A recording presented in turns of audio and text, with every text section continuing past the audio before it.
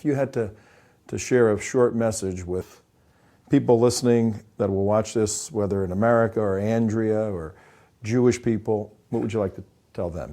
Mainly Americans, God Almighty has given you the grace. Whatever you do in America influences everybody in the world. You have that grace.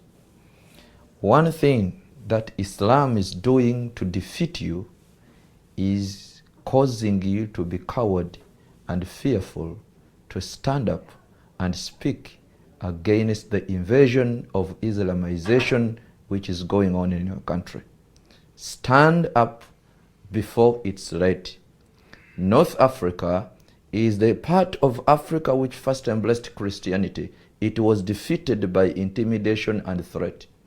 If you get afraid today, within time, you will find your children and your grandchildren being Muslims and torturing other people. Stand up now and defeat the challenge of the global Islamization agenda. And that is what I'm telling even Christians. We speak as Christians today, talk about places like Ephesians, the letter of Paul to Ephesians. What is Ephesians right now? Check the place and see. They don't have a church. Check the place of the church of Antioch. Where was it? Check the places of all these places where Simon Peter and preached the gospel. Paul went on with his missionary journeys. You will find that Islam has got a challenge which is on a door, and instead of standing up, we are not going to stand up in arms, but we are going to stand up in the word of God. Let's not fear to open up and stand and speak the truth. Otherwise, if we don't stand now, it will be too late within coming years. One thing which I want to leave with you, all of people watching me, is that if you know that what you are doing is right, stand boldly and proclaim it. Don't fear. The spirit of darkness use intimidation. Don't be intimidated. People fear to die, but Jesus said, do not fear those who kill the flesh. He knew they would try to kill us.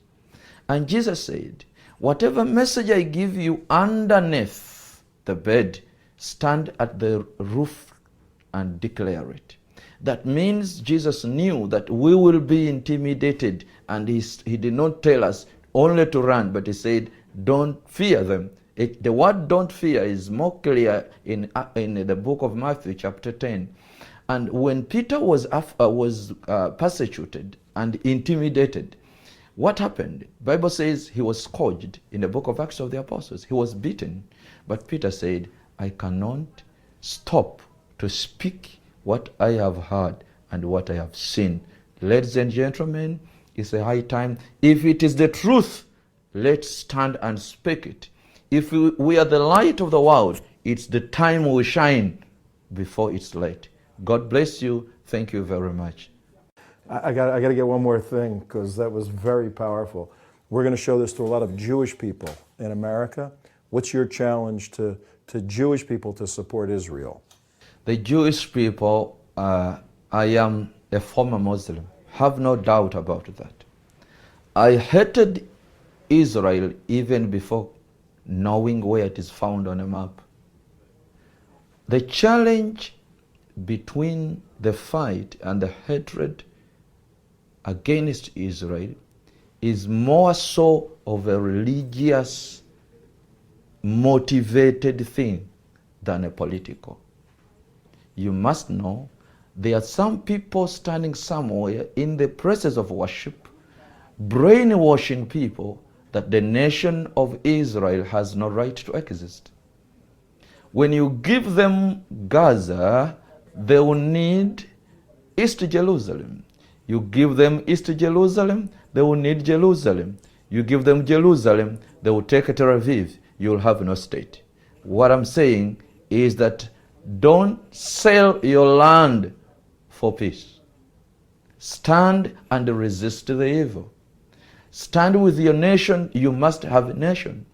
I was a Muslim. I'm speaking the truth.